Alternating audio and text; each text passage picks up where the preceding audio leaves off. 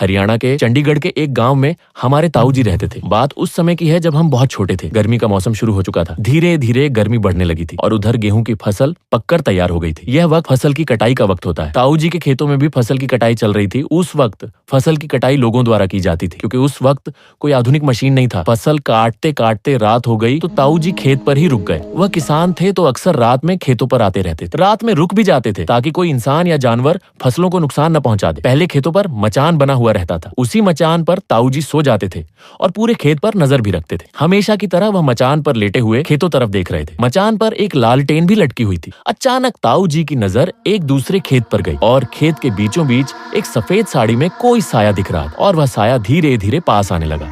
अंधेरा होने की वजह से चेहरा कुछ साफ नहीं दिख रहा था। ताऊ जी को लगा कि घर की कोई औरत आ रही है, लेकिन जैसे ही वह लालटेन की रोशनी में आई, उसका चेहरा देखकर ताऊ जी की चीख निकल गई और वह मचान से नीचे गिर गए। और फिर वह जो वहां से भागे, वह 2 किलोमीटर भाग के अपने घर तक पहुंचे और इसके बाद ताऊ जी बहुत दिनों तक बीमार पड़े रहे।